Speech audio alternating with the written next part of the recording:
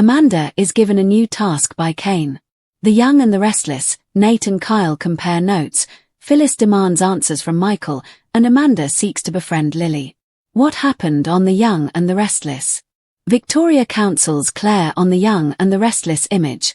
JPI. Victoria and Claire walked through Chancellor Park after attending Katie's soccer practice. Victoria noticed that Claire seemed distant, and she inquired whether something else had happened with Kyle. Claire complained that he seemed to be digging himself a deeper hole the harder he tried to fix the problem. Claire disclosed the details of Kyle's $5 million deal with Victor. She groused that she wouldn't have known about it if her grandfather hadn't mentioned it. Victoria contemplated why Kyle would make such a grand gesture to prove his devotion. Claire cited it as another example of Kyle making a decision that affected her life without including her. Victoria believed Kyle had entered into the agreement because of his profound feelings for Claire, and he was terrified of losing her. Since Kyle had begun to become possessive, Claire wondered if he loved her too much. Claire revealed that Holden had been a good friend to her, but Kyle didn't trust him and had told him to stay away from her. Victoria suggested that Kyle didn't know how to deal with Holden's dynamic. Victoria relayed her conversation with Kyle about how he'd never felt love the way he did for Claire.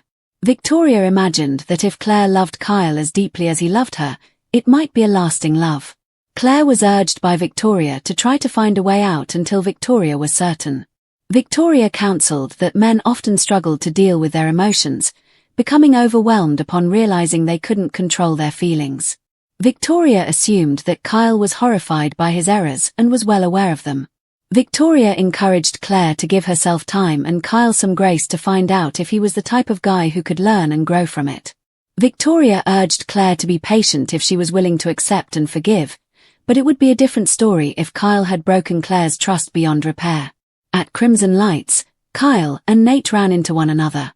Kyle hoped Nate didn't blame him for Nate's breakup with Audra, and he asked if he was about to get punched in the face.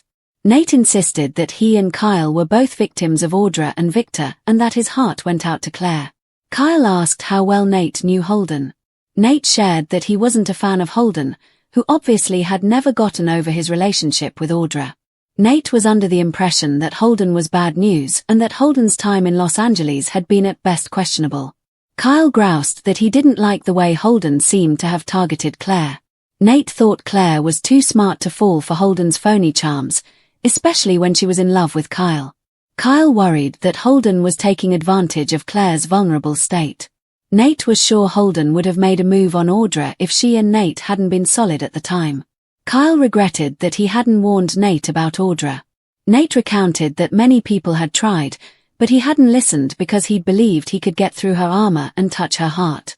Kyle opined that Nate was better off without Audra, and Nate sadly agreed. Victoria and Claire entered the coffee house, and Nate invited them to join him and Kyle. Claire wondered if the men had connected with each other because of Audra or if they had talked about Holden. Kyle wrote off his conversation with Nate as being too boring to share. Nate mentioned that he had a sympathy card for Victoria and Claire from Amy in his car, and Victoria suggested she pick it up on her way out. After Victoria and Nate left, Claire prompted Kyle to tell her what he and Nate had been talking about. Kyle refused to drop his concerns, and he shared that Nate also didn't trust Holden. Claire scolded Kyle for focusing on Holden when Kyle was the one she needed to know if she could trust. Kyle swore his only agenda was to love her, and he hated that he'd been tripping over his own words and thoughts. He admitted that he was terrified of making a mistake and not being able to fix it. He cried that he'd never been more uncertain about anything, and it was eating him up inside. Kyle asked if they could hit the reset button and start over. At the park overlook, Phyllis testily asked Michael why they couldn't have talked at society. Michael urged her to listen because what he had to say was mutually beneficial. She gloated that she had been right about his job offer coming from Kane when he announced that they were working together on the same team. Phyllis pushed to know what Kane had offered to lure Michael out of retirement. Phyllis pointed out that Amanda was already a great lawyer for Kane. Michael claimed that he didn't have an assignment yet, and Phyllis guessed that Kane intended to use the skills Michael had put to use for Victor. Michael conceded that he'd performed some light undercover work in the past, but everyone did it. He remarked that things were more fun when he and Phyllis weren't mad at one another. She concurred. Phyllis admitted that she missed her friendship with Michael, but he hadn't been there when she'd needed him the most. Michael asserted that he had accepted the position with Kane so that he and Phyllis could reunite and forget the hurt. When Victor found out, Phyllis wanted to know what Michael would do. Michael revealed that he'd taken precautions by keeping his contract with Kane private, and even Lauren wouldn't know where his paychecks were from. Phyllis wanted to know what he had been keeping from her. Michael reasoned that he was keeping his new position from Lauren to give his wife plausible deniability. Phyllis didn't buy it, and she pressed to know what secret he was protecting because she knew when he was lying. Michael swore that he just wanted peace and to work together in harmony. Phyllis ordered Michael to spill his agenda, or she'd go to Kane and convince him that Michael couldn't be trusted. On Kane's train, Amanda questioned Kane's plan to hand over his AI software to Billy. Kane was certain that Billy wouldn't hesitate to use it against Victor, while Kane kept his hands clean. Amanda wondered why Kane wasn't worried that Billy might try to use it against him. Billy would be the one using the software, Kane explained, but Kane would control what it did and didn't do. Kane recognized that the plan was risky, but he'd covered all the bases to protect his image for his children. He lamented that they still wouldn't return his calls, and he said he wouldn't blame Lily if she'd advised them to stay away. Amanda clucked that he'd overestimated his ability to make them see his rationale, and he'd broken any trust Lily had once had in him. She asked if there was anything she could do to help. Kane inquired how tense her relationship with Lily was. Amanda said she and Lily tolerated one another, but she thought Lily still saw Hillary when she looked at Amanda. Devon had cheated on Amanda with Abby, and Amanda said that Lily felt for her. Kane contemplated whether Amanda could use that sympathy to cultivate a friendship with Lily and help him find out if there was a chance Lily could ever see the good in him again. Kane instructed Amanda to find out anything that would give him a window into any feelings Lily was holding back. Amanda promised to try her best, and she asked what he'd be up to in the meantime. Kane vaguely stated that he had plenty to keep him busy, since his plans had only just begun. Later, Kane sent a text message to Billy asking, "Are we a go?" At Society, Lily informed Devon that she'd spoken to the twins, who still wanted nothing to do with Kane even after his video. Devon wondered if the video had been enough to convince Lily to see Kane's side. Lily recognized that Kane had seemed sincere, but he also hadn't answered her questions or changed her opinion about how he'd handled things. Lily made a promise to guard her children's hearts and let them decide if they would forgive Kane. Devon queried how she would feel if they did. Lily was determined to stay neutral, but she wasn't sure how she'd handle it if her kids cut Kane off after Neil had been such a huge figure for her. Devon advised her against comparing Kane to Neil, and he believed Tucker would be a better comparison. Lily mused that maybe a clean break would be for the best. Devon doubted there was a family in the world without conflict and confusion, and he resolved to press on, try to make amends, and love their kids the best way they could. Lily sensed Devon was siding with Kane. Devon swore he'd never defend Kane, whom he distrusted even more than Lily did, but he found it sad that the twins might lose their connection with their dad. Lily wasn't sure what she should do, but she vowed to always curse Kane for what he'd done. Amanda greeted Lily and Devon. Devon asked if Amanda was moving to Genoa City to be closer to her boss. Amanda confirmed that she'd be spending more time there, and she hoped it wasn't a problem. Devon thought her role was more behind the scenes. Amanda contended that there was no need to hide in the shadows because Kane wasn't posing as Dumas anymore. Devon bitterly asked if Kane kept her on retainer to bail him out when he did something sketchy. Amanda stressed that Kane's priorities had changed, and he was focused on repairing the damage to his relationship with his kids. Lily snapped that Kane was wasting his time because the twins were very hurt. Amanda countered that the twins weren't the only ones hurting, since Kane was devastated over the pain he'd caused. Amanda requested to speak to Lily privately. The tangled web of Genoa City never fails to pull every character into the kind of storm where loyalties are tested, hearts are broken, and hidden motives crawl to the surface, and the latest sequence surrounding Kane's secretive plotting, Amanda's reluctant complicity, Kyle's insecurities, Victoria's counsel, and Phyllis's fiery demands for truth exemplifies exactly why The Young and the Restless has thrived for decades as the king of daytime drama. It all begins with Kane Ashby, whose entrance back into the narrative isn't merely about old wounds or the desire to repair a tarnished legacy but is wrapped in a cloak of calculated ambition. Cain, haunted by the distance from his children and Lily's enduring mistrust, cloaks his remorse with schemes that give him the illusion of control. The AI software he has developed becomes more than just a technological asset. It morphs into a weapon, a bargaining chip, a way to manipulate Billy into striking at Victor while Cain maintains the outward appearance of neutrality. In his eyes, it is the perfect balance of vengeance and self-preservation, but in truth, it is a high-stakes gamble that risks unraveling everything he claims to be rebuilding. His conversation with Amanda Sinclair highlights this duplicity. Amanda, sharp and pragmatic, questions him with the caution of a woman who knows what unchecked ambition does to men, yet Cain nudges her toward a mission that appeals to her deepest insecurities. He dangles before her the chance to be useful, to be more than just Hillary's lookalike or Devon's ex-girlfriend, by sending her on a delicate mission, to bridge the abyss between him and Lily. Amanda is painfully aware of Lily's resistance, the lingering shadows of Hillary that complicate any attempt at connection, and the raw wounds left by Devon's betrayal with Abby. Yet Cain, manipulative but almost tender, suggests that Amanda's unique position of shared pain could turn into a tool of alliance. It is a cruel irony. Cain asks her to exploit Lily's empathy while also urging her to seek friendship, leaving Amanda torn between authenticity and strategy. Meanwhile, elsewhere in Genoa City, Kyle Abbott is waging his own internal battle. His desperate grand gesture, a $5 million deal with Victor, was intended to prove to Claire that his devotion was unshakable, but in reality, it has pushed her further away.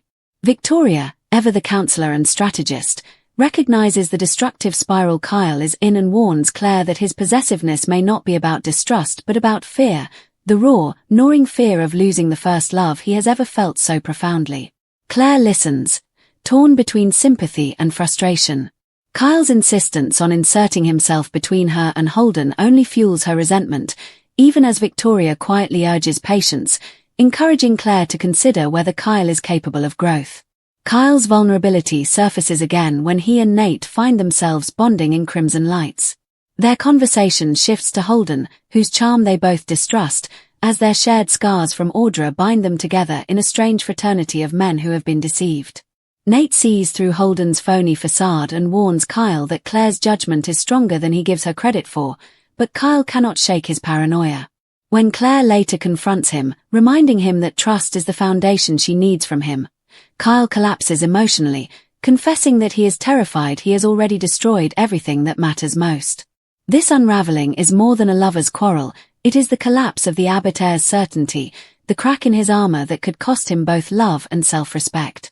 In another corner of the city, Phyllis Summers sharpens her claws as she corners Michael Baldwin in the park.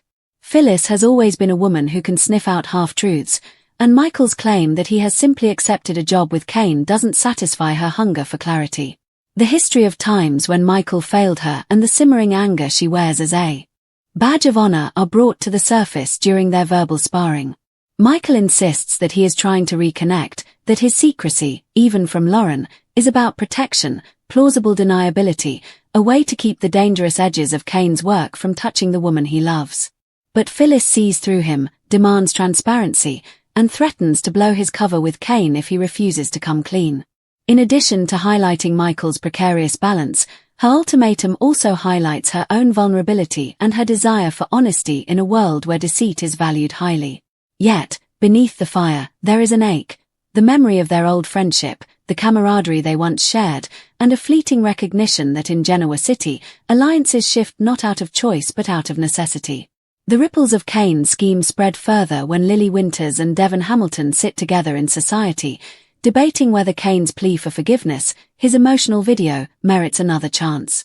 Lily, protective of her children's hearts, refuses to let sentiment cloud her judgment.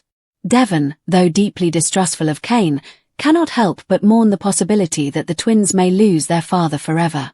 Their conversation teeters between empathy and resolve, revealing the painful tension between moving on and preserving the fragments of family. Their guard immediately raises when Amanda enters. Devon's hostility is palpable, laced with suspicion that Amanda is merely Cain's mouthpiece, his fixer. Amanda, however, insists that Cain's priorities have shifted, that he is genuinely devastated by the estrangement. She turns her attention to Lily, asking for a private word, a moment that sets the stage for Kane's mission to take root. For Amanda, it is not just about executing Kane's orders but about confronting her own insecurities, testing whether she can build something genuine with Lily while still carrying the weight of Kane's request. And so the threads converge, Kane playing puppet master, Amanda caught between strategy and sincerity, Kyle unraveling under the weight of his own love, Claire seeking clarity amid conflicting advice, Victoria counseling patience, Phyllis demanding the naked truth from Michael, and Lily standing firm as a protector of her children while silently wrestling with whether forgiveness is a weakness or a gift. What makes this storyline rich is not only the betrayals, deals, and emotional implosions but the way each character reflects the core struggle of Genoa City, the battle between control and vulnerability. Kane wants control but risks losing any claim to redemption. Amanda wants to prove herself beyond her past but is tempted into manipulation. Kyle wants to hold on to Claire but suffocates her with his fear. Phyllis wants answers but hides her longing for loyalty behind sharp words. Michael wants peace, but he is connected to secrets that could blow up. Despite her desire to safeguard her children, Lily secretly longs for the enduring exile of their father. Victoria wants to guide but cannot guarantee that her advice will save Claire from heartbreak. In this tapestry, every move is both a strategy and a confession, every alliance both a shield and a betrayal, and every whispered plan carries the weight of futures that can be rebuilt or shattered in an instant. The drama thrives not because of single actions but because of the haunting consequences that ripple outward. Kane's text to Billy asking, "Are we a go?" is not just a step in a plot but a symbol of the dangerous intersection of ambition and desperation. While Amanda's private request to speak with Lily isn't merely about friendship but about testing whether broken people can ever truly bridge divides. In the end, what lingers is not just the question of whether Kane's plan will succeed or whether Kyle will hold on to Claire. It is the haunting awareness that in Genoa City, every choice is a gamble, every secret is a ticking bomb, and every relationship is a battlefield where love and loyalty must wrestle with betrayal and ambition.